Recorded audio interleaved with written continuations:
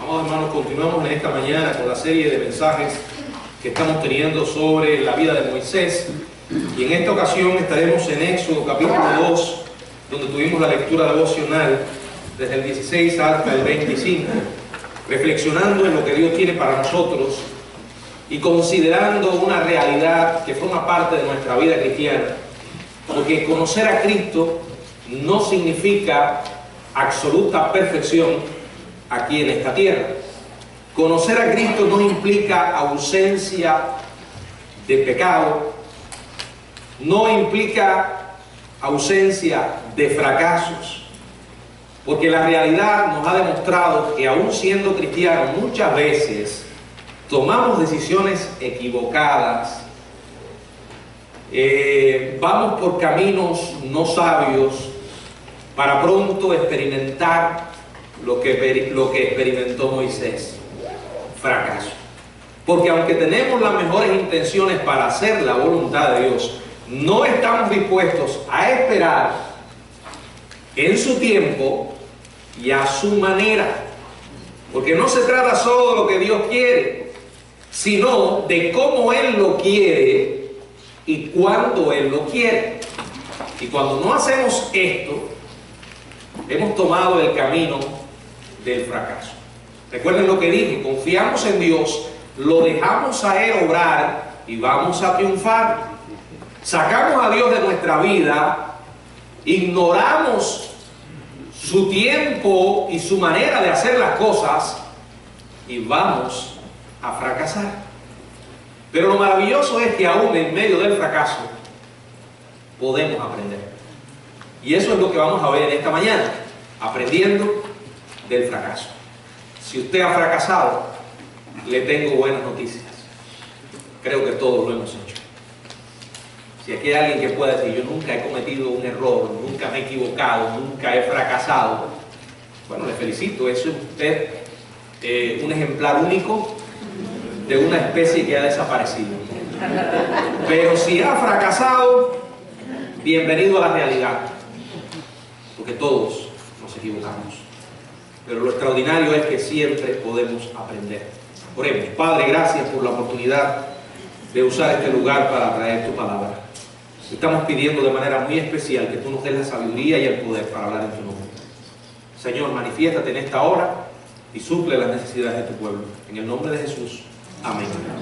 Hay unas palabras, una frase con la que terminan todos los cuentos infantiles, esos cuentos de príncipes y princesas, esos cuentos de hadas. ¿Recuerdan cuál es? Y fueron felices para siempre. Es bonito. A todos los niños les gusta que los cuentos terminen así. Y cuando no terminan así, se ponen tristes. De hecho, cuando estamos mirando ya más grandecitos una película o una serie, queremos que siempre el mal sea derrotado y que los buenos salgan ganando. Y cuando esto ocurre, nos da la impresión que nos estafaron nuestro tiempo. Algo pasó. Sin embargo, eso es muy bonito en la vida de la ficción, pero en la vida real no es así. Y voy a ir un poco más lejos. En la vida cristiana tampoco. Por eso cuando yo le digo a las personas, les presento el Evangelio, siempre les digo: no le estoy diciendo que conocer a Cristo significa ausencia de problemas. Si yo viniera a ustedes y les dijera: vengan a Cristo que se le van a acabar los problemas, le estaría ofreciendo una mentira. Lo que sí puedo decirles es que con Jesucristo hay solución en medio de los problemas y hay esperanza. La vida en Cristo es real, no es una novela, no es un cuento de hadas, no es algo artificial donde todo está chévere y siempre está chévere, como se dice. No es la tierra de la fantasía. Es más, le voy a decir algo, y si usted no está de acuerdo conmigo, es su problema, es lo que creo. No he encontrado a un cristiano, escuche esto, a un solo cristiano que me haya dicho con total sinceridad que ha vivido feliz para siempre. Y si usted piensa que esa es la meta que Dios tiene para nosotros, quiero que rectifique algo que está mal. Porque la meta de Dios para nosotros no es que nosotros vivamos felices para siempre. La meta que Dios tiene para nosotros al conocer a Jesucristo es que nosotros glorifiquemos su nombre, aunque tengamos que pasar por momentos difíciles. Y recuerden que lo bueno según nuestra perspectiva no es siempre lo bueno según Dios. Por otra parte, me he encontrado a muchos cristianos que han soportado momentos sumamente difíciles, pérdidas, desilusiones, descalabros, fracasos e increíbles años de dolor. Y sin embargo, a pesar de sus adversidades, mantienen una fe inconmovible en el Dios de toda misericordia y en el Dios de gracia. He visto a muchos de esos mismos creyentes aferrarse con gozo a Cristo, irradiar esperanza, vivir una vida contagiosa para otros a pesar de las lágrimas y estando a veces a las puertas de la muerte. Son aquellos que, aunque las cosas no están saliendo como nosotros quisiéramos o como ellos quisieran, aunque los días son grises, permanecen esperando el sol detrás de las nubes. Y son aquellos que siguen diciendo: Dios es bueno. Es impactante cuando alguien está atravesando un momento difícil, tiene una enfermedad, una crisis económica, algún otro problema, ora y le pide a Dios un milagro. Y entonces ocurre. Bueno, Él es soberano, puede hacerlo. Yo creo que todo lo puede Dios. Pero también, o más impactante aún, es cuando usted ve a alguien que, a pesar de las circunstancias difíciles que le rodean, sigue diciendo que Dios es bueno y sigue confiando en su bondad y en su misericordia. Ahora, hay una pregunta que sería bueno que nos hagamos. ¿Quién levantó ese pendón de perfección que dice feliz para siempre? No, eso no es cierto, no está en la Biblia. No confunda felicidad con gozo. No está en la Biblia, ni tampoco es real. Dios sabe muy bien que nosotros no somos capaces de vivir una vida perfecta en esta tierra.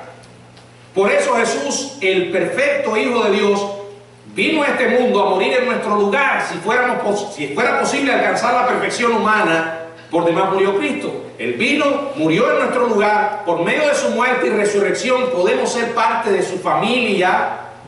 Tenemos una posición perfecta. Dios nos mira como justos.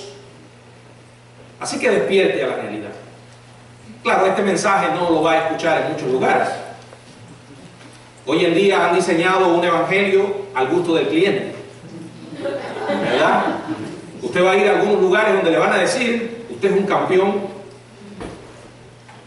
Si conoce a Jesucristo se va a hacer rico, no se va a enfermar nunca, va a poder vivir una vida maravillosa. Bueno, muchas de esas cosas Dios las puede hacer, pero no es la garantía. Ni tampoco la preocupación de Dios para nosotros, no es el plan de Dios. Si usted espera tener una semana perfecta e intachable, déjeme decirle que va a esperar en vano. No existe, no en este mundo, no dentro del hombre.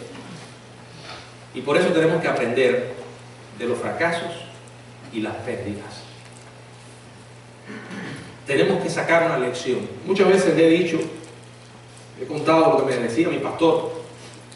Me decía: Miguel, la cuestión no es no equivocarse, sino aprender de los errores. Siempre podemos sacar una lección de lo que nos ocurre. La Biblia dice en Proverbios que el oído que escucha las amonestaciones de la vida entre los sabios morará. Moisés es una figura que nos enseña que en Dios siempre hay oportunidad a pesar del fracaso. Ustedes recuerdan la historia. Quiero que veamos algunas lecciones que aprendió Moisés del fracaso. En el capítulo 2, verso 16, dice la palabra: estando sentado junto al pozo. Encontramos a este hombre sentado junto al pozo, pero ¿cómo llegó allí? Se había metido en grandes problemas, tenía las mejores intenciones, liberar a su pueblo. Dijimos que de alguna manera no revelada. Creo que Moisés sabía que él iba a cumplir un propósito especial en las manos de Dios para su pueblo, pero se apresuró.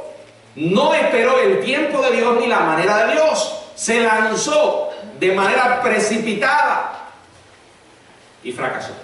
Al final tiene que salir huyendo, escapando por su vida, aturdido y exhausto, dando tropezones en el desierto hasta que llega agobiado a aquel lugar. Y como dije, en ese lugar solitario, estéril, había un pozo. Estaba la gracia de Dios. ¿Saben por qué? Porque a pesar de nuestros fracasos, Dios no nos abandona. Es su misericordia, es su gracia. Yo pienso que cuando Él se sentó allí, agobiado, cansado, muchas cosas pasaron por su mente. Y parte de las cosas que pasaron por sus pensamientos, creo que fueron estas que les voy a compartir. Algunas lecciones que aprendió y que usted y yo también podemos aprender. Siempre podemos aprender. Eso es ser sabio. No tomar el camino del resentimiento, de la amargura, de estar cantando esa vieja cancioncilla, ya llegué al final, nadie me ama, no tengo una oportunidad nueva, estoy acabado, terminé para siempre. No.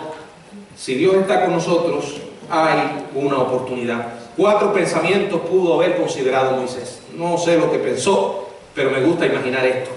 Y así podemos aprender. Primero, los fines espirituales no se pueden alcanzar por medios carnales. ¿Recuerdan? Dice la Biblia que Moisés miró a un lado y a otro. Luego mató al egipcio y lo enterró en la arena. Miró para un lado y para otro, pero no miró para el cielo. No buscó a Dios, su voluntad verdadera. Pudo haber pensado que estaba haciendo lo que Dios quería en ese momento, pero no se tomó el tiempo para verificar las señales, porque cuando Dios está en un asunto, sus marcas se pueden ver. Y es que todo va fluyendo, hermanos. No tenemos que forzar nada, porque Él está allí, y donde Dios está, todo fluye. No tenemos registro de que Moisés buscara la faz de Dios antes de dar este paso. El resultado fue que el piso de los sueños de Moisés se derrumbó bajo sus pies como un cartón mojado. Dejó a Dios fuera en ese asunto. Y quiero decirle, no puede usted sembrar una semilla carnal y esperar una planta espiritual. No puede tomar una decisión carnal guiado por su propia voluntad, por su propio deseo, y esperar que las cosas salgan bien. La Biblia dice claramente, todo lo que usted siembre, eso lo va a recoger. Es una ley en el mundo físico, natural. Si usted siembra una mata de mango, una semilla de mango, ¿qué va a recoger? No va a recoger aguacate, va a recoger mango. ¿O no? Todo lo que sembremos, lo vamos a recoger. Usted no puede plantar un acto carnal y cosechar un fruto espiritual. Si usted es de aquellos que cree que puede ahorrarle tiempo a Dios, arreglándosela por usted mismo, sobre todo en estos tiempos donde ya le he dicho que está muy en boga lo que se llama la manipulación, y usted comienza a envenenarse la mente con esa idea, bueno, puedo hacer algunas cosillas para manipular la situación, puedo disimular algunas cosas, intrigar, mentir para llegar a la cima. Eso se hace mucho hoy. La manipulación, la intriga, la mentira, eso se vive a la orden del día.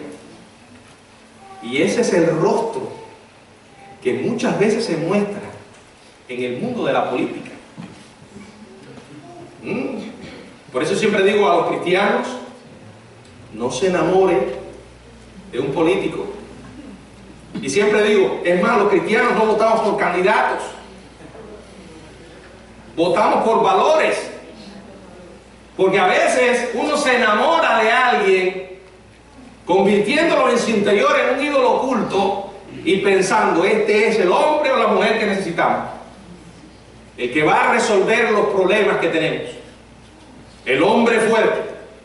Es curioso, porque eso es lo mismo que va a pensar la sociedad cuando aparezca el anticristo. Pero hay mucha manipulación a veces, mucha mentira. Les voy a ser honesto, es difícil para un cristiano prevalecer en ese mundo. Ahora, no solo en el mundo de la política, también lo vemos en el mundo de los negocios, del trabajo. La gente hace lo que tenga que hacer para alcanzar el éxito. Eso uno lo entiende entre gente inconversa. Pero un cristiano que manipule, que mienta, un cristiano que use a otros para alcanzar el éxito y después diga, voy a la iglesia para darle gracias al Señor. Amado Padre, tú has sido bueno. Estoy en este trabajo porque tú me lo diste. Llegué a ser concejal o gobernador porque tú me lo has dado. Gracias, Señor. El problema es cómo llegaste ahí. ¿Te puso Dios o te pusiste tú? Yo pienso que en muchos casos el Señor mira y dice, ¿quién yo? Yo no lo hice, lo hiciste tú. Mientras Moisés estaba sentado al lado del pozo, puedo imaginar una suave vocecita hablándole al tiempo que meditaba. Moisés, no me des gracias, porque hay un egipcio enterrado bajo la arena. Y eso lo hiciste tú. Los actos carnales como ese nunca pueden avanzar los planes espirituales. Eso fue carnal, Moisés. Y tú lo sabes. Moisés lo sabía. Se dio cuenta de eso cuando regresó al día siguiente donde los hebreos estaban y él trata de asumir el liderazgo y solo que experimentó ridículo y fracaso porque Dios no estaba allí. Jamás lo olvide, los fines espirituales nunca se alcanzan por medios carnales. La iglesia no es una empresa. Nosotros no somos hombres de negocios. La iglesia es una agencia espiritual y se debe mover con la fuerza y el poder del Espíritu Santo. Segundo, el tiempo oportuno es tan importante como la acción.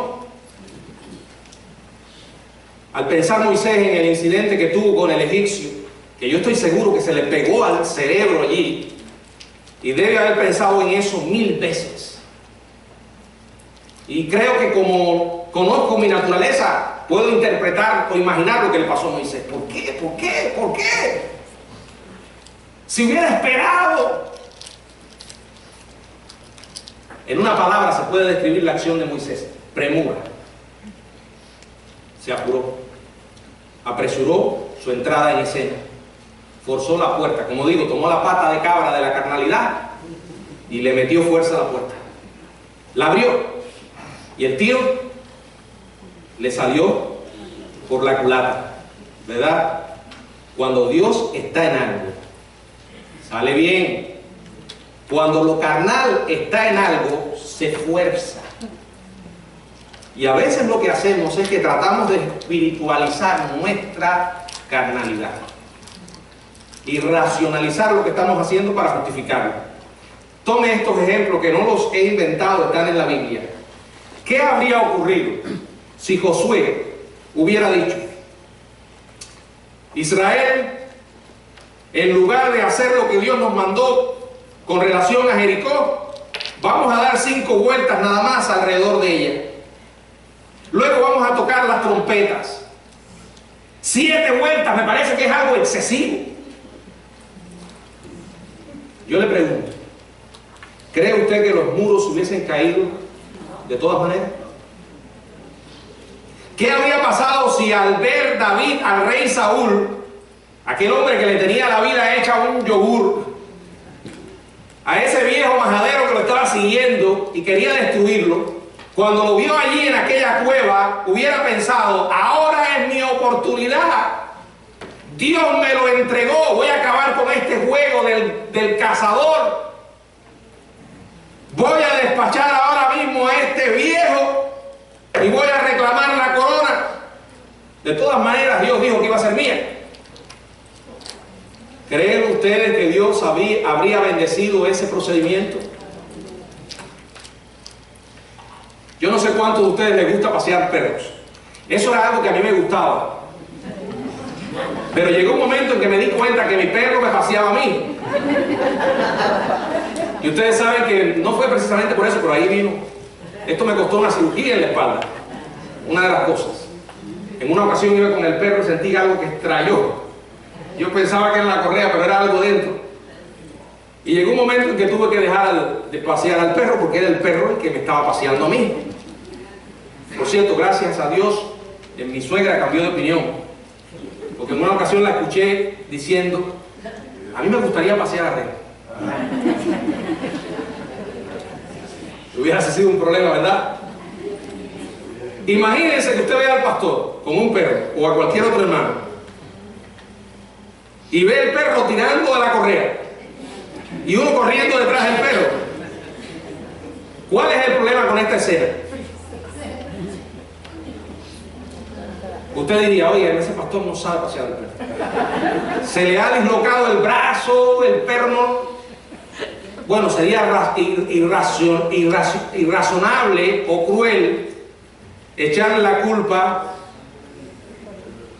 al que pasea al perro. Uno pudiera pensar: bueno, el perro necesita aprender un poco más lo que significa caminar al lado de uno, decirle: siéntate, ven aquí. Bueno, algunos hermanos dicen que eso es fácil, yo no lo he visto. Moisés era demasiado poderoso, demasiado educado, demasiado culto, demasiado dotado. Moisés, como un perro, si cabe la comparación, estaba tirando muy fuerte de la cuerda y tuvo que aprender a esperar. Yo sé que los perros aprenden, pero yo no sirvo para maestro. Algunos lo logran. A veces cuando salgo a caminar veo personas que van caminando y el perro suelto al lado. Y digo, yo no sé qué le habrán dado al perro. Pero hay que entrenar, ¿verdad? Moisés necesitaba entrenamiento para aprender a someterse. Estaba tirando muy fuerte de la cuerda y tuvo que aprender a esperar, a andar un paso diferente. No era una señal de debilidad, sino de fortaleza. El tiempo oportuno es tan importante como la acción. Lo que vamos a hacer, ¿cómo, cuándo lo vamos a hacer? Si queremos que Dios esté en el asunto. Tercero, ocultar el mal no lo borra, solo retrasa su descubrimiento. A veces somos tan ingenuos que llegamos a pensar: bueno, si me meto debajo de la cama para hacer algo que no está bien, todo va a escapar, porque nadie lo va a ver, ni Dios mismo lo va a ver. Bueno, no lo creemos quizás de manera consciente o racional, pero en el subconsciente actuamos de esa manera. Porque hay gente que cree que puede engañar a Dios. Bueno, porque me oculto del ojo humano, también voy a lograr esto. Pero dice Éxodo capítulo 2, verso 12. Entonces miró a todas partes y viendo que no aparecía nadie, mató al egipcio y lo escondió en la arena. Esconde el cuerpo del egipcio asesinado, pero al día siguiente ya había sido devuelto el cuerpo. El ocultar el mal, o al ocultar el mal, Moisés tuvo ahora que reconocer que eso no sirve para borrarlo. Yo estoy seguro que desde ese momento en adelante Moisés tomó la determinación de no volver a ocultar jamás cosa alguna. Sería sincero, iba a ser vulnerable, pagaría el precio de la vulnerabilidad. Cuando damos un traspiés y clamamos a Dios avergonzados y angustiados, dice el salmista, que inclina su oído hacia nosotros, nos escucha. Qué bueno es cuando tenemos la sinceridad de ir a Dios y decirle: Padre, he pecado. He pecado terriblemente, he fracasado terriblemente, mira lo que he hecho, Señor. Bueno, de hecho, confesar es eso. Ponerte de acuerdo en que lo que has hecho está mal, porque Dios dice que está mal. Sin embargo, Dios nos abraza con su misericordia y con su gracia y nos dice: hijo mío, te acepto como eres. Has pecado, pero lo has reconocido. Sigamos adelante. Ocultar el mal no lo borra. Seamos honestos. Si lo que estamos haciendo está mal y la Biblia lo llama así, llamémoslo como Dios lo llama. En cuarto lugar, el liderazgo espiritual es asignado por Dios, no es autoarrogado. Moisés era graduado de la Universidad del Templo del Sol. había ganado estrellas que lo distinguían en la carrera militar. Probablemente era cuestión de poco tiempo que llegara a ser proclamado Faraón Moisés I. Había logrado escalar esa posición, o así lo pensaba, a través de sus propios esfuerzos. Tenía confianza en sus actitudes y poner en marcha una rebelión parecía sencillo, pero no era así. Se fue y lo hizo. Era un líder natural en ese sentido y se lanzó adelante. Sin embargo, la vida espiritual se vive en el plano sobrenatural. Miren, muchas veces nosotros vemos a un individuo que ha logrado alcanzar grandes éxitos en la sociedad, en el mundo de los negocios, ¿verdad? En su profesión. Y decimos, este hombre, ahora que es cristiano, puede lograr grandes cosas en la iglesia, en el mundo espiritual. Pero ¿saben qué? En muchas ocasiones esto no es cierto. Algunos hombres y mujeres que han logrado notables éxitos en el área corporativa son dignos de compasión cuando se trata de desempeñar papeles de liderazgo en la congregación. Porque una iglesia no debe buscar líderes naturales, sino líderes espirituales que Dios ha designado para servir en su iglesia.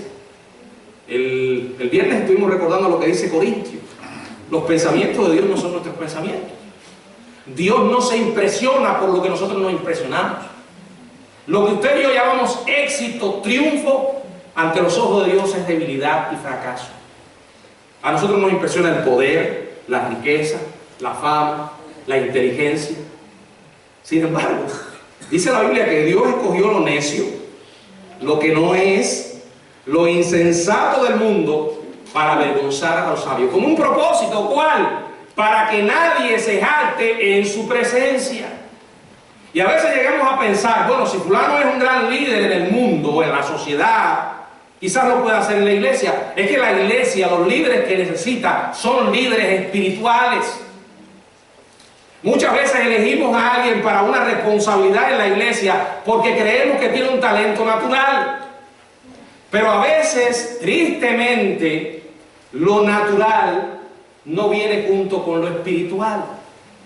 Y cuando un líder espiritual tiene en sus manos un ministerio en una iglesia, la va a llevar por una senda carnal.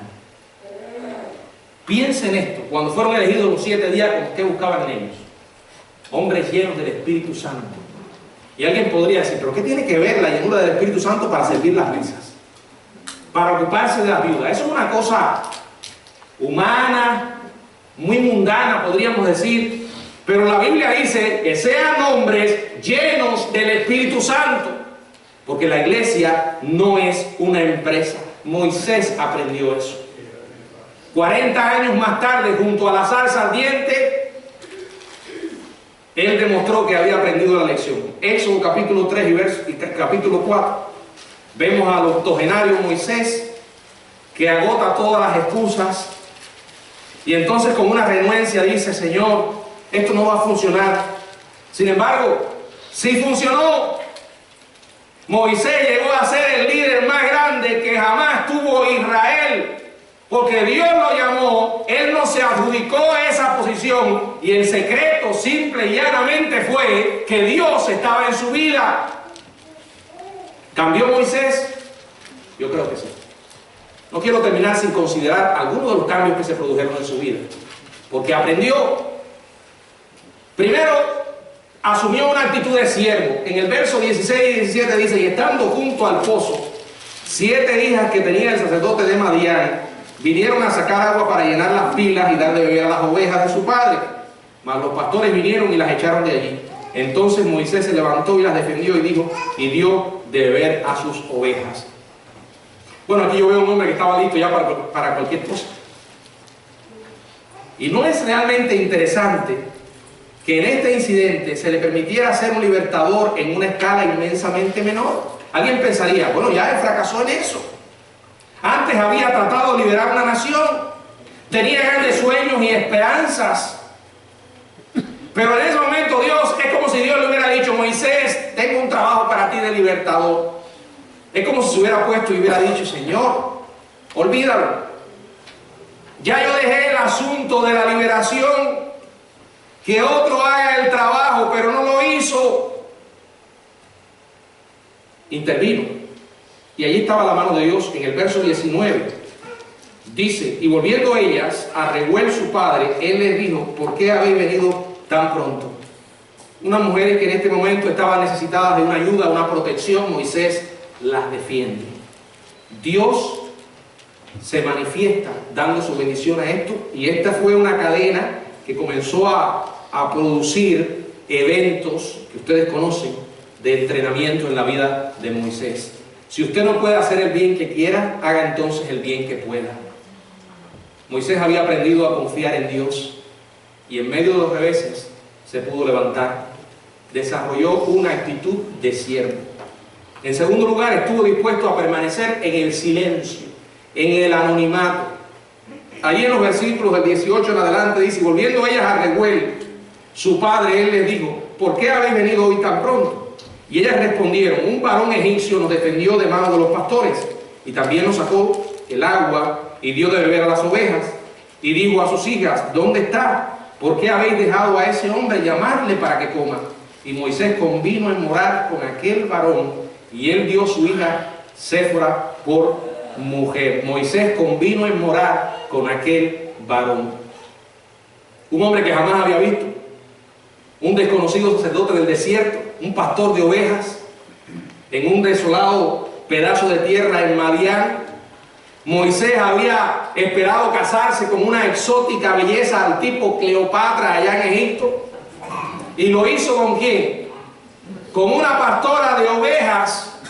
Y cuando ella dio a luz, su primogénito le puso por nombre Gersón, que significa forastero. Estuvo allí en el silencio, en el anonimato, en una tierra distante, porque es allí muchas veces donde Dios nos prepara, nos saca de los reflectores públicos y nos lleva al silencio. Porque usted no va a ser grande, ni va a servir a Dios de una manera que le honre, si no aprende a ser humilde. A veces hay algunos que quieren llegar a la cima sin antes haber pasado por el valle. Quieren asumir la posición pública sin ser humildes. Un líder, escuche bien, que no ha aprendido a ser humilde es un desastre. Solo es cuestión de tiempo. Este hombre aprendió en el silencio, aprendió allí la humildad, aprendió el anonimato. Si Dios tiene un plan con su vida, Él le va a usar. No importa si ahora le coloca en una posición que no sea tan pública. Si usted es parte del cuerpo de Cristo, va a ser importante. Aprenda a ser humilde. Aprenda a servir donde Dios le dé la oportunidad. Y Él, en su tiempo y a su manera, le va a colocar donde quiera que usted esté. Moisés estuvo dispuesto a vivir en el anonimato. Aceptó su situación. ¿Estamos dispuestos nosotros? El Señor nos hace pasar por esos periodos difíciles. Y en último lugar, aprendió a descansar y a confiar en Dios. Dice el verso del 23 al 25: aconteció que después de muchos días murió el rey de Egipto, y los hijos de Israel gemían a causa de la servidumbre y clamaron, y subió a Dios el clamor de ellos con motivo de su servidumbre, y oyó Dios el gemido de ellos, y se acordó de su pacto con Abraham, con Isaac y con Jacob. Y miró Dios a los hijos de Israel y los reconoció. Sería mejor creer que Moisés, aunque permanecía escondido en un rincón de ese desolado desierto, escuchó esa noticia de boca de los viajeros de las caravanas que subían de Egipto y atravesaban el desierto de Madián. Cuando Moisés se entera, su corazón debe haberle dado un vuelco. A diferencia de antes, descansó y confió en Dios. Él no se puso a trabajar en un destacamento de rescate para ir a buscar al pueblo. No regresó a Egipto como un terrorista o un saboteador. El hombre había dijo, sin lugar a dudas. Y probablemente se dijo, Dios lo sabe. Y si Dios lo sabe, Él actuará en su tiempo. A veces esa es la razón por la que nos precipitamos y metemos las manos en un asunto que no debíamos haberla metido en ese momento. Porque no creemos que Dios esté al tanto y esté al control de lo que está pasando. Y eso es falta de fe. Yo siempre he dicho, la soberanía de Dios no nos excluye de hacer nuestra parte. Yo sé que son dos cosas difíciles de reconciliar. Que yo sea libre y tenga que tomar decisiones, que Dios me hace responsable por ellas, y que Él es soberano y tiene control de todo lo que ocurre. Si usted trata de encajar esas dos cosas, no va a lograrlo. Porque en la mente humana es imposible reconciliarlas, que encajen. Pero para Dios no hay ningún problema. Esas dos verdades Dios las enseña. Por ejemplo, cuando uno mira este mundo que cada día está más trastornado, que la gente anda como loco, que las decisiones que se toman a nivel personal son un desastre muchas veces, y a nivel nacional peor aún, uno llega a pensar humanamente, este mundo está fuera de control. Y el diablo viene que susurra, Dios está tan ocupado que ni tiene idea de lo que está pasando. Y el problema es cuando nos llegamos a creer esa mentira, ¿verdad? Llegamos a pensar que eso es lo que está ocurriendo realmente. Por ejemplo, ahorita mencionaba el mundo de la política, ¿verdad? En estos tiempos que estamos viviendo, uno a veces dice, ¿qué va a pasar en los Estados Unidos? ¿Qué va a ocurrir? Vemos las campañas electorales y vemos cosas que nunca habíamos visto. Y los cristianos nos preocupamos. Y a veces decimos, bueno, tal vez si esto pasa o pasa aquello. Pero son ideas nuestras, especulaciones nuestras. A mí me da una paz profunda saber que Dios tiene el control de todo lo que ocurre. Y le voy a decir más. Yo estoy 100% seguro, por lo que he aprendido de la Biblia, que ya Dios tiene preservado el próximo presidente de los Estados Unidos. Porque tiene un plan. Ahora, eso no significa tampoco, ¿me entienden? Bueno, si ya Dios lo eligió, entonces me voy a cruzar de brazos y no voy a hacer nada. No. Usted tiene una responsabilidad y un privilegio que tenemos. Hay algo que debemos hacer. ¿Cómo encajan esas dos cosas? No puedo explicárselo, pero las dos son verdaderas. La Biblia por una parte dice Dios es soberano y por la otra dice ustedes deben obedecer. Hagan esto, no hagan aquello. Pero tenemos que aprender a confiar que siempre Él tiene el control. Nada se escapa de sus manos. Tengo la bendición de darle las clases de discipulado a Abner, el único discípulo que tengo. Pero lo que me gusta es que a veces no puedo darle ni la lección, porque empieza a hacerme preguntas. Imagínense a ese jovencito, 14 años, ¿no? 12. Se está leyendo el libro de Apocalipsis. Y a veces me hace preguntas del libro de Apocalipsis, ¿verdad? Es complicado. Y trato de explicárselo lo mejor posible. Si nosotros a veces cuando leemos el libro de Apocalipsis nos surgen muchas preguntas, a tal punto que podemos llegar a pensar, esos 7 años de tribulación, Dios se tomó vacaciones y el anticristo anda haciendo y deshaciendo. Hermano, el hecho de que lo estemos leyendo en el libro en la Biblia significa que Dios sigue teniendo el control. Aun cuando Satanás está haciendo su obra y el anticristo está haciendo la suya. En otras palabras, Dios jamás pierde el control de lo que ocurre. Nunca, hermanos. Porque cuando llegamos a creernos eso, entonces comenzamos a tomar decisiones humanas. Y comenzamos a confiar en la fuerza de los hombres, el brazo de los hombres, y no en el brazo de Dios. Moisés fracasó, pero aprendió. Nuestro problema no es que no hayamos fracasado. Yo creo que no hemos fracasado lo suficiente, ¿verdad? No hemos sido humillados lo suficiente para aprender lo que Dios quiere que aprendamos. Muchas veces tratamos de redimir a Egipto sin la ayuda de nadie. ¿Y qué es lo que estamos tratando de probar? ¿A quién estamos tratando de impresionar?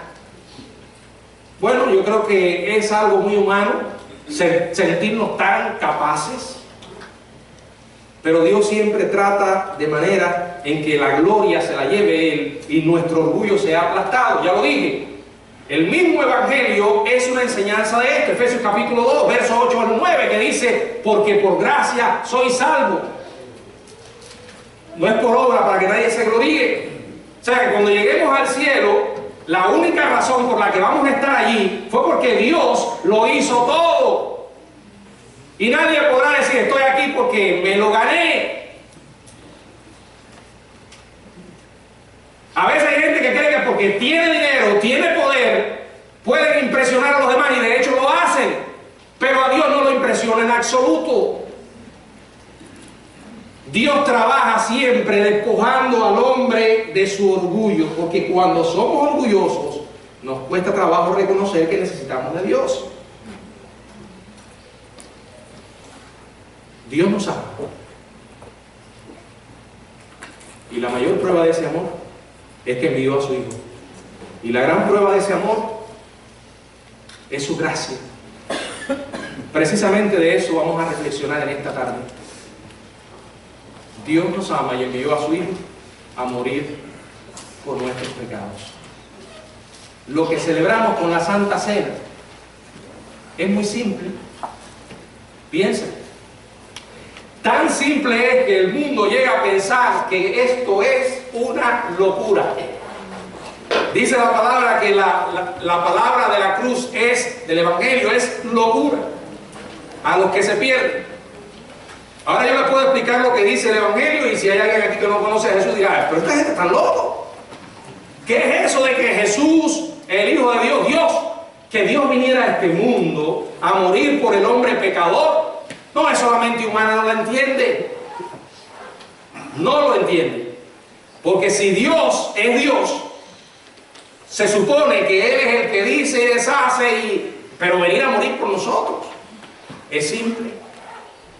Tan simple que para el hombre es locura, pero a los que creen es poder de Dios. Y en esta hora vamos a celebrar la muerte de Cristo. Fue el plan de Dios para salvarnos a nosotros. Como Israel era esclavo en Egipto, nosotros también somos esclavos, éramos esclavos del mundo. Dios nos amó, estuvo al tanto de nuestra condición miserable, se hizo hombre, murió en la cruz por nuestros pecados. Dice la palabra que resucitó. Y por medio de esa muerte y resurrección podemos celebrar agradecidos lo que Él ha hecho con nosotros. Hoy vamos a participar de dos elementos: el pan y el vino. El pan nos recuerda el cuerpo de Cristo, el vino su preciosa sangre derramada en la cruz. Si usted ya se bautizó y aceptó a Cristo como su Salvador, usted está invitado a participar de esta ordenanza. No tiene valor alguno si usted no ha tomado las decisiones espirituales de creer en Cristo y obedecer en el bautismo. Es puramente simbólico. Su valor es lo que nos recuerda lo que Dios hizo por nosotros. Oremos. Padre, gracias por la oportunidad de traer tu palabra en esta tarde. Gracias por celebrar la Santa Cena. Gracias porque ella nos recuerda que en medio de nuestro fracaso tú nos rescataste, Señor. En medio de nuestros pecados enviaste a tu Hijo. También como Moisés, al celebrar la cena, estamos manifestando que hemos aprendido una gran lección. No se trata de nosotros, sino de ti, Señor. Sin ti no podemos nada. Contigo todo lo podemos. Ayúdanos en este servicio. Te lo pido en el nombre de Jesús. Amén.